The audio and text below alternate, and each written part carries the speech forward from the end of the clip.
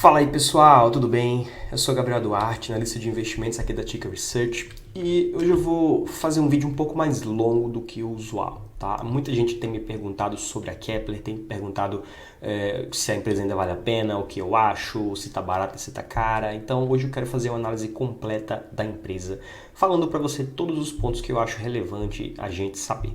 Tá? Inclusive o valuation. Vou falar sobre isso também aqui nesse vídeo.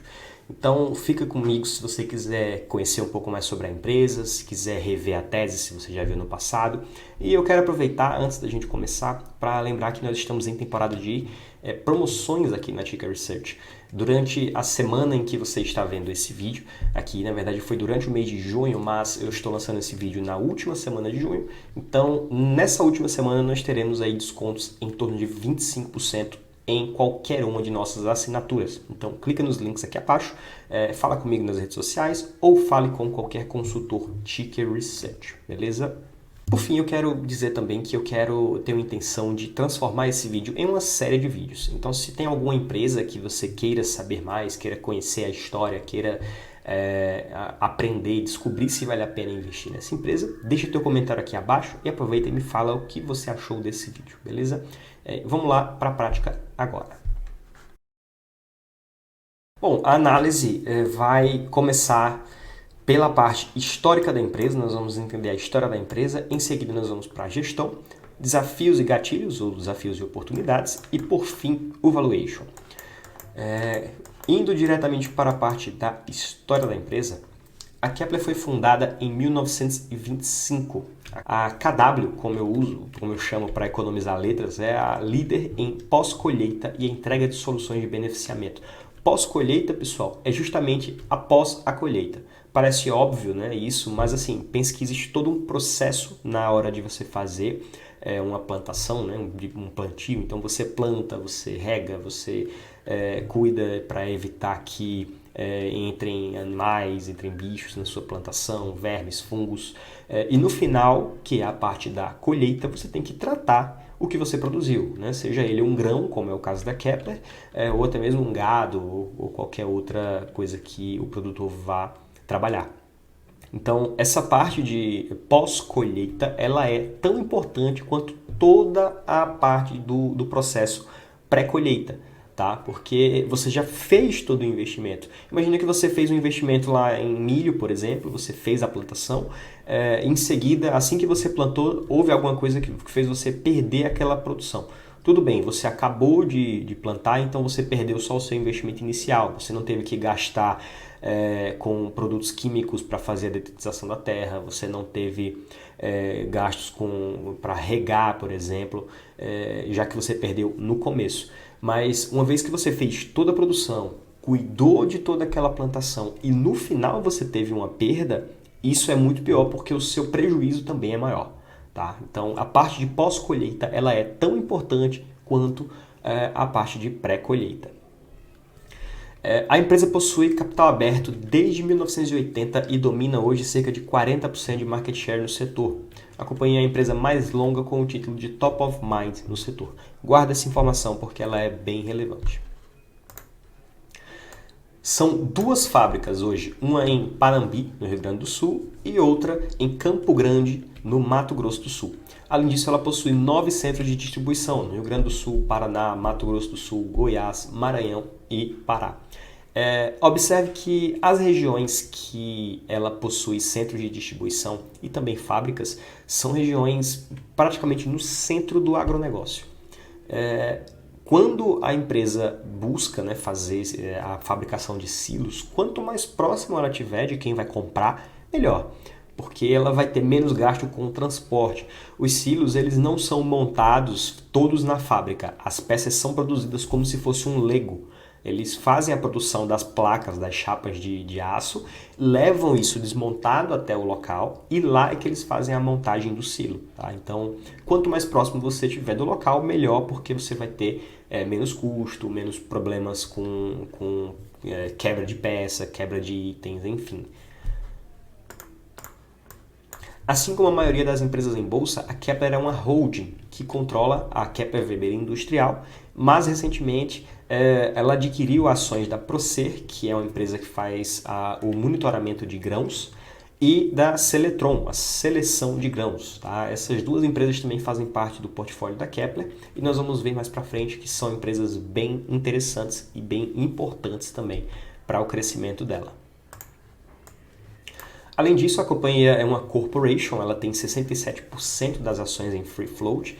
Corporation quer dizer que não existe um dono por trás da empresa, tá? Não tem uma pessoa que define as rédeas ali. Ela de fato, são grandes acionistas, né? Grandes investidores que participam da empresa e que juntos tomam uma decisão, tá? Não tem uma família controladora por trás, apesar de ter uma família relevante na participação, que é a família Hiller. Ela tem 11,6% de participação no capital da empresa, mas mesmo assim ela não é controladora, tá? E suas ações estão listadas no novo mercado da B3, que é o segmento de maior grau de governança corporativa. O que ela faz? Né? Como é que a Kepler ganha dinheiro? Ela faz a fabricação, montagem e venda de silos, máquinas de limpeza, transportadores, granéis, secadores e itens de segurança e também de elevadores, né? Um silo, não sei se você já viu um silo antes, mas um silo ele é essa estrutura aqui, ó. É uma estrutura bem grande e bem alta, inclusive, e que precisa de uma série de componentes, né? Tanto para transportar o grão para dentro do silo, como também para preservá-lo lá dentro. E também para transportar as pessoas que trabalham com aquilo, né? Então, os elevadores são importantes para que a pessoa tenha acesso ali ao topo do silo. E, por fim, a parte de secadores também, que é uma parte muito importante. O grão, quando ele é colhido, ele tem uma umidade e existe uma umidade natural também do grão que é utilizado como referência para preservar a qualidade desse produto. Tá? Se ele tiver muito úmido, se tiver uma umidade muito grande no milho, por exemplo, numa soja, muito acima do ideal, esse grão ele perde qualidade. E se a umidade ela for muito baixa, isso faz com que o grão perca volume. Então, nesse caso, o produtor ele vai perder não pela qualidade do grão, mas porque ele ficou um grão menor e, por consequência, ele vai ter que vender mais barato. A Kepler ela é reconhecida e possui forte relevância no mercado. Cerca de 70% das vendas da empresa são feitas para os atuais clientes. Essa venda recorrente que chama, ela é muito interessante. Pensa que você, quando vai comprar uma roupa numa loja, por exemplo, se você compra uma única vez e não volta, isso é muito ruim para o cliente, para a empresa. A empresa quer que você seja um cliente recorrente, relevante, compre sempre que for possível. Se você compra uma única vez, isso é ruim. No caso da Kepler, ela vende em grande maioria para clientes que já são da empresa. Então, isso é muito interessante porque mostra como, de fato, seus produtos são de altíssima qualidade. Porque, senão, o produtor ele iria buscar, né, esses equipamentos em outras empresas. E esse segmento ele é muito fragmentado. Tá? Apesar de que nós, né, pessoas que não trabalham com o segmento agro, que não entende muito de fazendas, não está muito ali nesse dia a dia, talvez não conheça a empresa, mas é um segmento muito fragmentado, então você vai encontrar diversas empresas pequenas. E a Kepler ela tem 40% desse mercado, então isso mostra como ela é relevante. Tá? Ela é realmente o maior player no Brasil, fabricante de silos de armazenagem. Isso leva inclusive a um diferencial competitivo. Né? Por ser a maior empresa do setor no país, ela consegue comprar aço diretamente da Uzi Minas e da ArcelorMittal. Enquanto outros players compram de revendedores, né, o que acaba pressionando suas margens, a Kepler consegue comprar diretamente desses produtores e isso faz com que ela tenha um preço menor. Né? Ela consegue comprar a preços mais baixos porque ela compra em grande quantidade. Então isso é muito relevante porque isso faz com que ela tenha uma margem mais relevante dos seus produtos. E por ser uma empresa muito relevante no mercado, né, a empresa top of mind, ou seja, é a empresa que o produtor pensa primeiro quando pensa em armazenagem, né, ele pensa logo na Kepler, ela consegue ter preços um pouco mais maiores do que os seus concorrentes. Então isso favorece muito as margens da empresa. E, claro, quando o mercado piora, né, quando o mercado fica mais difícil, quando o produtor não tem tanto interesse em fazer investimento em armazenagem, a Kepler é a empresa que menos sofre, porque como ela tem margens maiores, ela tem mais bala na agulha, né, digamos assim, para poder aguentar um tempo sem vendas, enquanto o pequeno fabricante não, ele não tem muita margem para isso, porque tem margens bem apertadas. Os segmentos de negócio da empresa são divididos em 5 segmentos. Entre eles, o principal, que é o fazendas, que é justamente quem mais compra silos de armazenagem, que são fazendeiros, né? Pessoas que fazem produção de grãos. Esse representa aproximadamente 60% da receita. Mas ela também faz a fabricação de produtos, né? de armazenagem para empresas no exterior, negócios internacionais, para portos e terminais, agroindústrias, e tem um segmento aí individual que é o reposição e serviços, que na minha visão é o segmento mais importante da empresa quando nós olhamos para o longo prazo. Tá? O segmento fazendas ele cresce de acordo com o PCA, que é o Plano para a Construção de Armazéns, nós vamos ver isso um pouco mais para frente. E ele pode crescer também com o boom de commodities. Por quê? O PCA ele é um segmento dentro do Plano Safra que faz financiamento para a construção e fabricação de silos de armazenagem. Então, o produtor, quando ele quer investir em armazenagem, ele pode financiar esse silo através do PCA, que é uma taxa muito atrativa para o produtor. E isso, ele tem também um prazo de carência, muitos anos para pagar, então é bem vantajoso realmente, tá? O PCA. Mas ele pode crescer também via boom de commodities. Imagina que aconteceu alguma coisa que faz com que o preço do milho e da soja suba muito e o produtor está ganhando muito dinheiro. Tá? Então, para fazer essa armazenagem, ele pode pegar o valor que ele está recebendo, que ele está ganhando com a venda do produto que ele já está auferindo hoje, né, por causa desse aumento de demanda, e pegar esse recurso e fazer o investimento direto na armazenagem, sem precisar de financiamento. Então, o preço da commodity também influencia na demanda por armazenagem. Se você tem um preço alto das commodities, isso favorece, porque o produtor está com dinheiro no bolso, né, para poder fazer o investimento, mas caso não esteja, ele pode financiar via PCA, que é uma taxa bem interessante para o produtor. Na parte de negócios internacionais, os principais clientes hoje são Paraguai e Uruguai, mas a companhia já exportou para mais de 50 países. No passado, existia essa possibilidade da empresa buscar uma internacionalização, expandindo para investir em outros países, mas isso foi deixado de lado e, na minha visão, foi um passo acertado, porque de fato ela tem muito para crescer no Brasil ainda, e ir para o exterior agora eu não sei se seria a melhor opção. Então ela pode ir entrando aos poucos, fazendo vendas aos poucos, na minha visão, isso não é nenhum problema, mas focar numa internacionalização é complicado. Então, nesse primeiro momento, eu acredito que o foco da empresa tem que ser de fato o Brasil e países aqui, nossos vizinhos, né, como Paraguai, Uruguai, Argentina. No segmento portos e terminais, esse segmento ele tem uma demanda bem inconstante, tá? Que é justamente a armazenagem de grãos na região onde ele vai ser transportado para outro país. O Brasil é um dos maiores exportadores de grãos do planeta, né? do mundo. Então, é muito interessante que existam silos de armazenagem nos portos, porque o produtor já leva o grão dele para lá e de lá ele já é embarcado para poder ser vendido para o país de destino.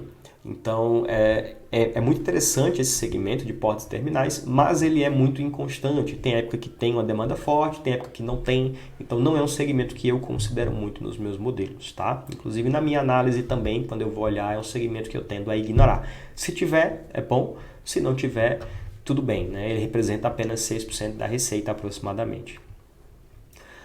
Agroindústrias é um segmento bem interessante e que tem boas avenidas de crescimento a longo prazo.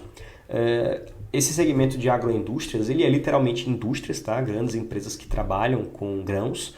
Por exemplo, penso uma BRF ou uma Marfrig, né? Que precisa comprar alguns grãos para alimentar o rebanho, o gado, a galinha, esses animais que precisam de alimentação para depois serem abatidos.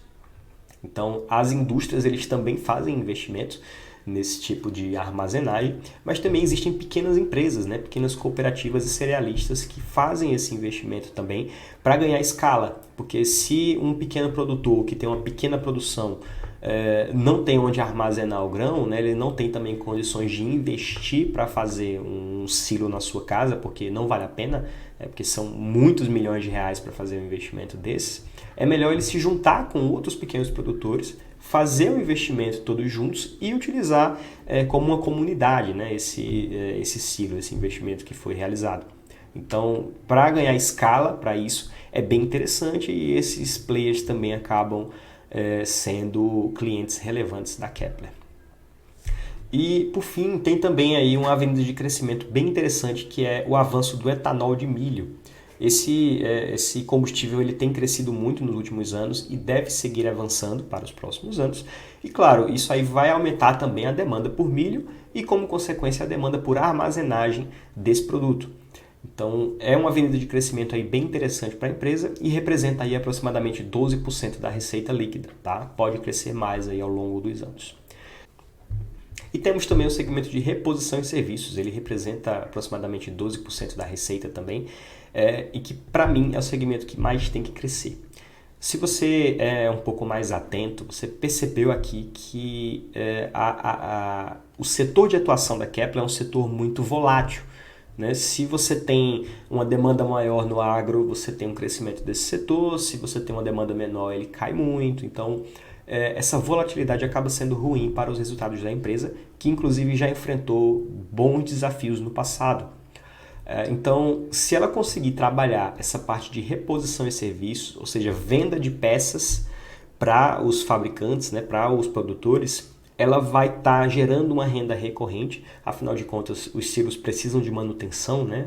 O tempo médio de vida de um silo é em torno de 30 anos. Então, ao longo desse tempo, ele vai precisando de manutenção. E a Kepler pode ser a fornecedora de peças desses silos que já estão construídos, tá? Inclusive, os investimentos que ela tem feito recentemente em centros de distribuição já é visando esse segmento, que é o de reposição e serviços de peças. Além disso, já na parte de serviços, a empresa tem feito também investimentos bem relevantes através da Procer, que é a empresa de monitoramento que eles têm. Eles fazem um monitoramento do grão dentro do silo. Então, quando você coloca lá dentro do silo o milho, esse milho ele tem uma umidade, uma temperatura ideal para estar lá dentro e tudo isso é monitorado em tempo real pela tecnologia da Kepler. Então, quando o produtor adquire um silo Kepler, ele pode também colocar junto esse segmento de serviços, aonde ele vai estar tendo esse monitoramento em tempo real do que acontece dentro do silo, qual é a umidade lá dentro, qual é a ventilação, qual é a temperatura, e ele pode regular tudo isso visando preservar o máximo possível a qualidade daquele grão.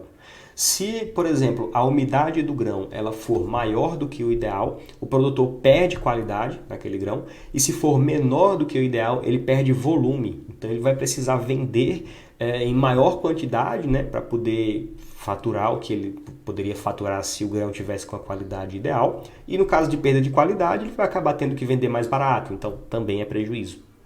No fim das contas, o ideal é tentar preservar sempre dentro da margem ali de qualidade ideal daquele grão, para que ele tenha o máximo de retorno possível.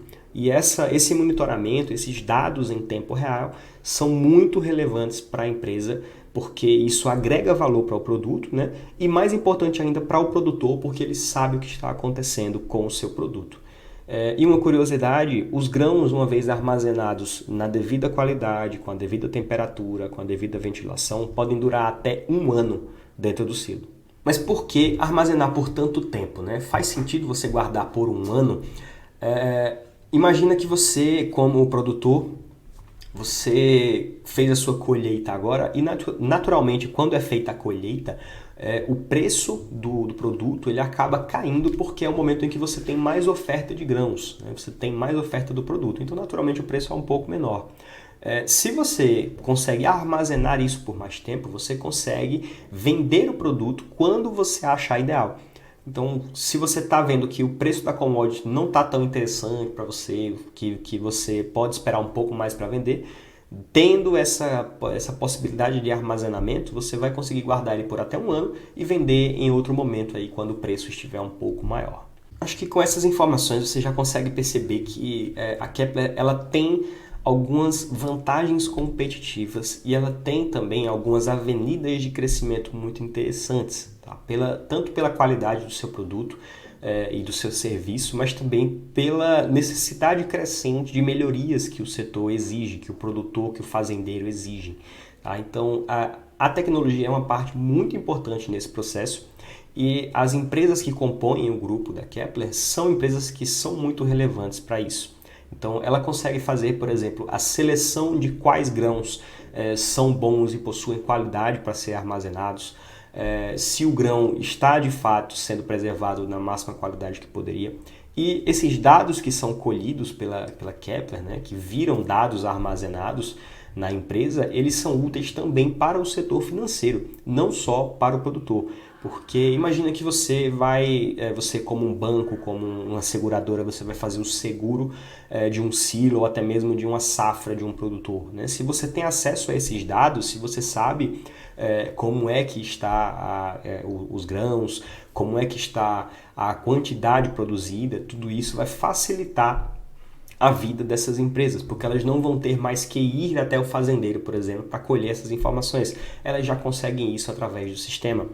Isso também ajuda o sistema financeiro em geral, porque as empresas vão ter acesso às informações de forma mais fácil e acaba virando também uma fonte de receita para a Kepler. Bom, vamos lá agora para o segundo tópico, que é o tópico de gestão. Vamos conhecer um pouco sobre a diretoria executiva e o conselho de administração, começando pelo conselho de administração. Aqui são 8 membros no conselho, tá? Mas eu não vou apresentar todos, vou apresentar só os principais membros. E o principal deles do conselho é Luiz Tarquínio Sardinha Ferro, o chairman, ou seja, o presidente do conselho de administração.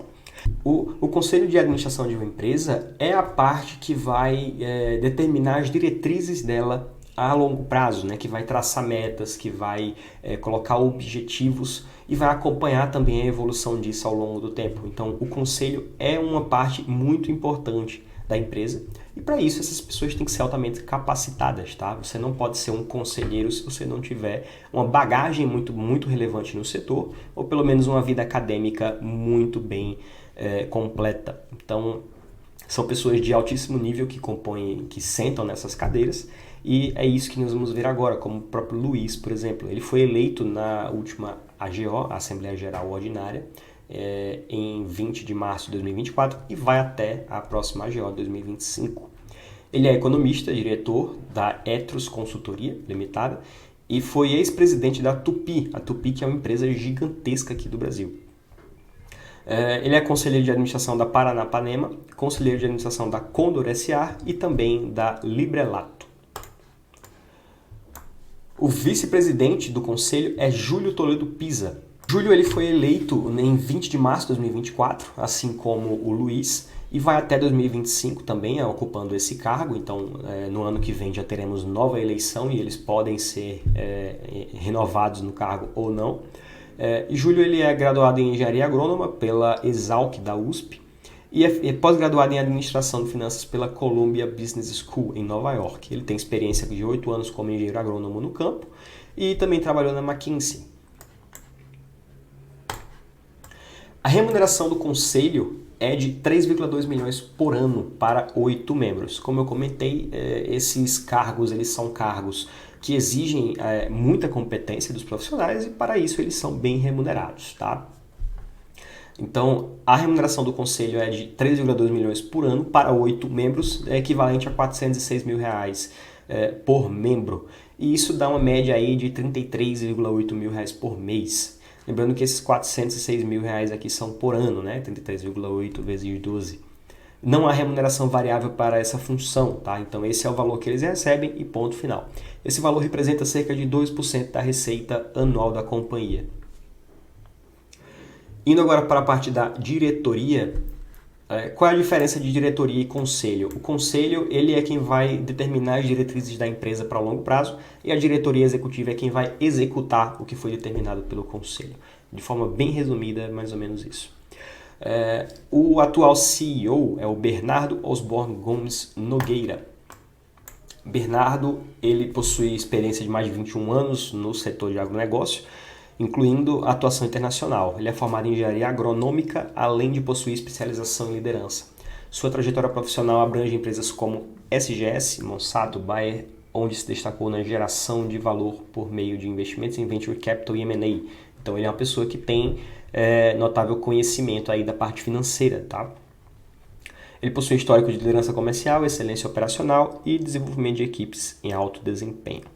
Ele está na empresa desde 2021 e Bernardo hoje ele ocupa o cargo de CEO e também de CFO, porque o antigo CFO, o Paulo Polezi, ele apresentou sua carta de renúncia recentemente, porque ele foi convidado para participar de uma outra empresa. Então ele já tinha... o mandato dele iria encerrar agora em 2024, mas para o final do ano, então ele já antecipou isso, pediu ali a sua renúncia e foi assumir um cargo em outra empresa. O Bernardo ele foi eleito em abril de 2024 e vai até abril de 2026, 2 anos de mandato.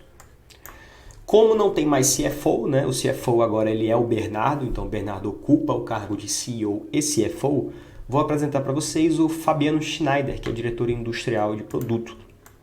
São 3 diretores, sendo que o Bernardo ocupa o cargo de 2 deles, né, de CEO e CFO, e o Fabiano de diretor industrial e produto. Ele foi eleito em 2023 e vai até 2025. O Fabiano tem formação em engenharia mecânica na Universidade do Rio Grande do Sul, possui MBA em gerenciamento de projetos, especialização, ambos pela Getúlio Vargas. Ele também já tem uma vasta experiência e está na empresa desde 99. Então ele tem bons anos de Kepler Weber aí. A remuneração estimada para 2024, incluindo a remuneração variável e baseada em ações, o Conselho de Administração não tem remuneração variável, como eu comentei, mas a diretoria tem sim, tá? E isso é interessante, eu acho isso bem relevante, porque isso mostra que a diretoria vai ser remunerada se ela for competente, né? Se ela conseguir de fato gerar valor. A remuneração da diretoria é de 9,9 milhões por ano para os 3 diretores, né? Então esse valor é dividido para os 3 diretores, que dá 3,3 milhões de reais para cada um por ano, equivalente a 276 mil reais por mês. Então esse valor, lembrando, ele já considera também a remuneração variável e baseada em ações, tá? Não é só o salário, não é só dinheiro que ele recebe, esse valor não. E esse valor representa cerca de 6% da receita anual da companhia. Então a gente vê que assim, é bem baixo, né? Não é um valor muito exorbitante. Aqui eu não tenho uma imagem, mas se você for comparar com outras empresas do setor industrial do Brasil, eles estão num patamar bem, eu diria que até abaixo. Tem empresas que pagam muito mais do que isso, tá? Então, em termos de remuneração, eu acho que é justo o que está sendo pago aos diretores e também ao Conselho de Administração. Vamos para a parte de desafios e gatilhos da Kepler Weber. Começando pelos desafios. O primeiro desafio, na minha visão, é um dos mais importantes que a gente precisa observar, é a concorrência. Por mais que a Kepler tenha um diferencial competitivo relevante, esse mercado ele é um mercado muito fragmentado e que existem muitos players internacionais que estão chegando no Brasil. Então isso acaba chamando a atenção, tá? E faz com que a gente precise estar bem atento a essa movimentação. Dentre eles, aqui no Brasil, nós temos a AGCO, que é uma subsidiária da americana GSI, que é uma das referências globais nesse segmento de armazenagem. Inclusive, a GSI já tentou comprar a Kepler no passado, através da própria AGCO. Essa aquisição acabou não acontecendo, foi feita uma oferta naquele momento, até o CAD chegou a aprovar, que é o Conselho de Administração de Defesa Econômica, chegou. O CAD, que é o Conselho de Administração de Defesa Econômica, chegou a aprovar essa aquisição sem nenhuma restrição, mas terminou não avançando as negociações. Então, a compra não aconteceu naquele momento, mas existe também a possibilidade de em algum momento acontecer uma outra oferta, tá? Seja da AGCO ou de algum outro player. Os chineses, por exemplo, algumas empresas chinesas já mostraram interesse em comprar a Kepler.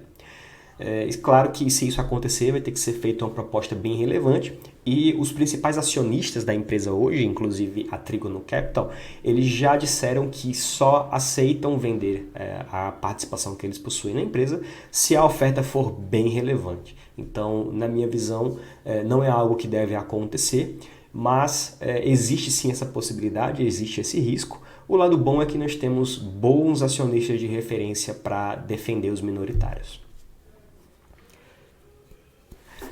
Fora a GCO, nós temos mais duas empresas relevantes aqui no Brasil, que seriam a Comil e a Texol. São empresas que têm mercado por aqui, tá? E que também têm uma participação relevante. Mas nenhuma delas chega nem próximo da participação de mercado da Kepler, de 40%.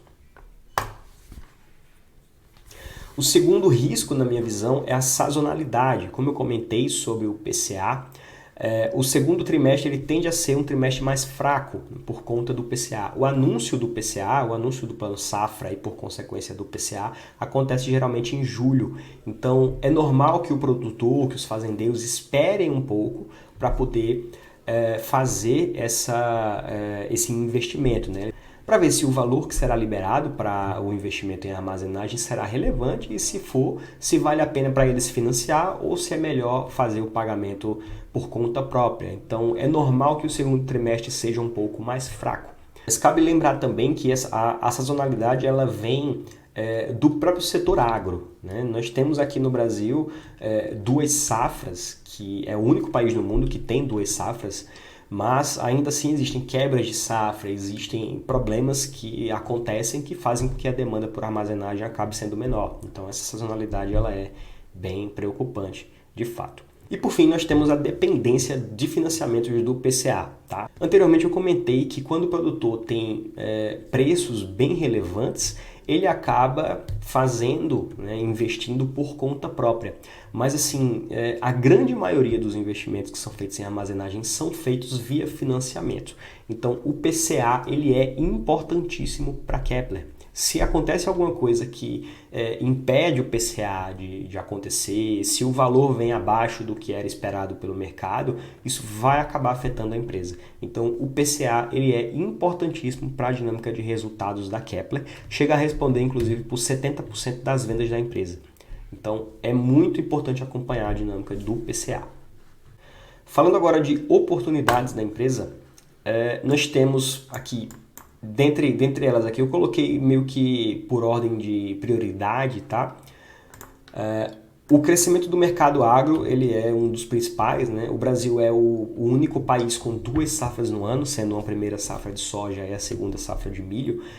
A safrinha que chama, né, que era essa segunda safra, ela não era tão relevante no passado, mas ela ficou muito relevante com o passar do tempo. Então, o Brasil ele tem essa dinâmica interessante do agro que acaba favorecendo muito a empresa.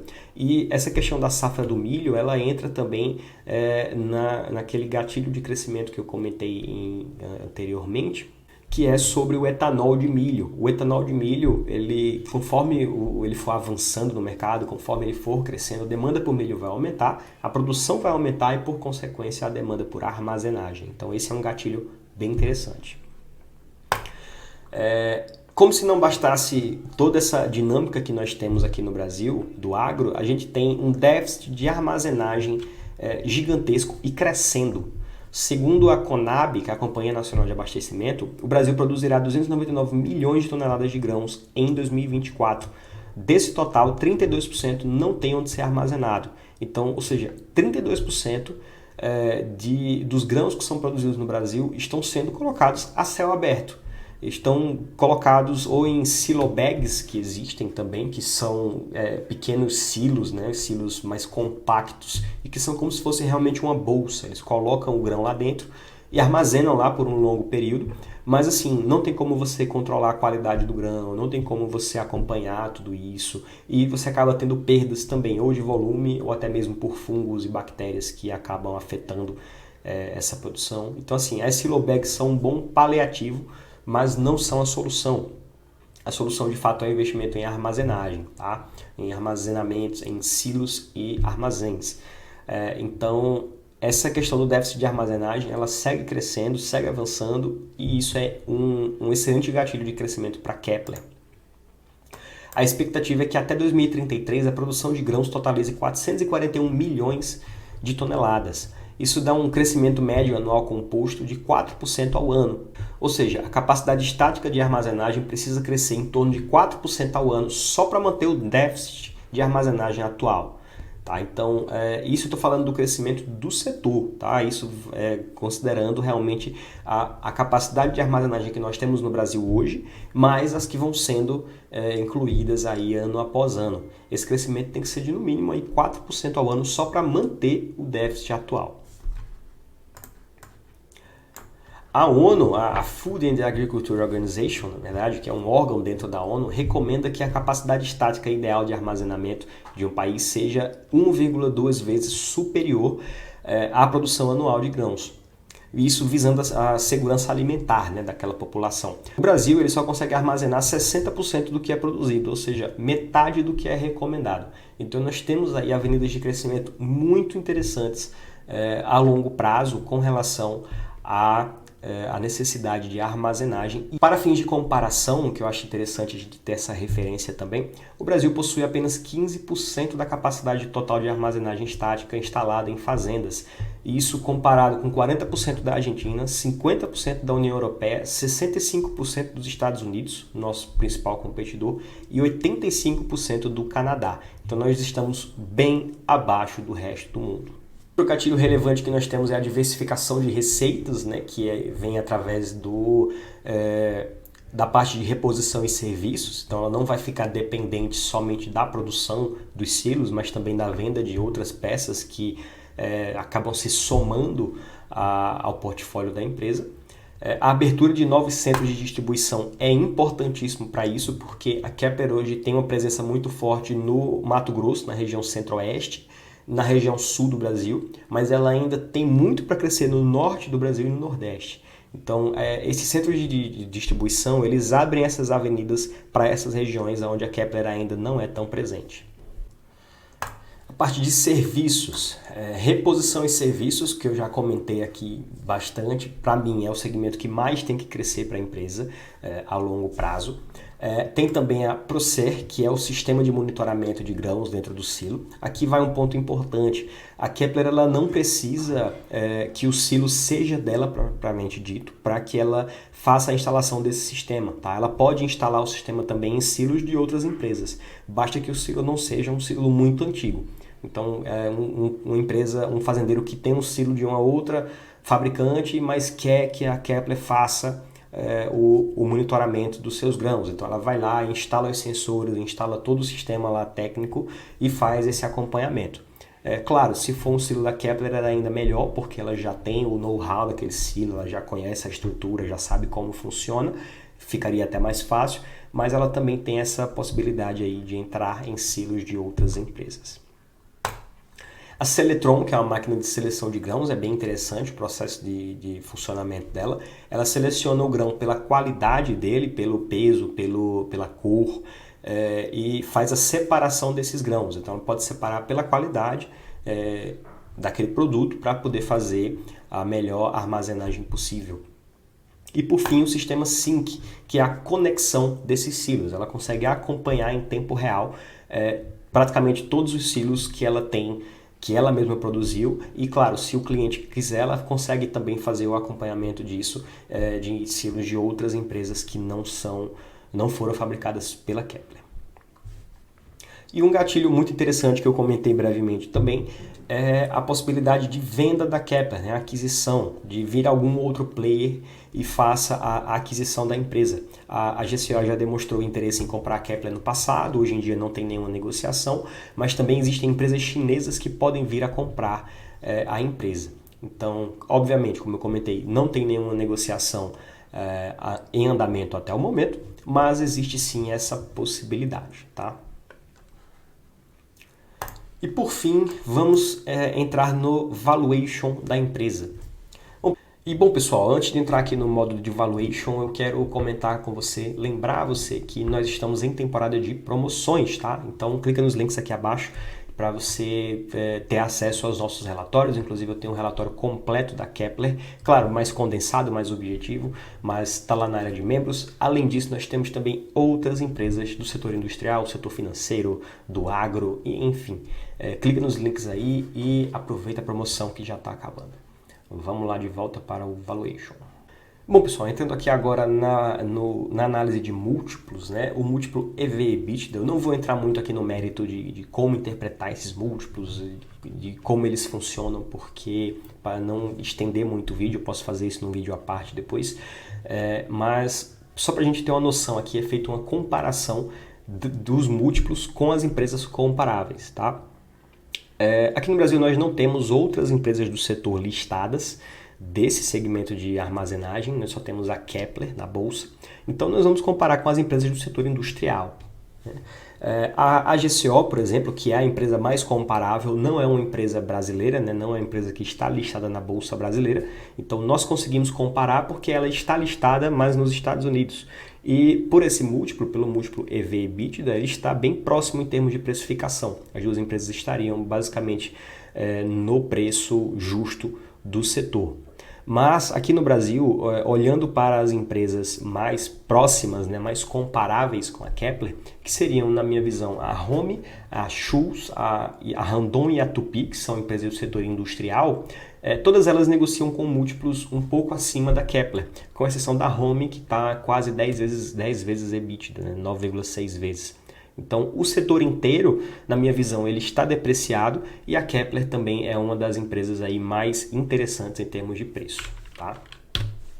O múltiplo seguinte é o múltiplo preço-lucro, que a evolução dele no tempo também corrobora com a ideia de que a empresa está atrativa, está num patamar de preço legal.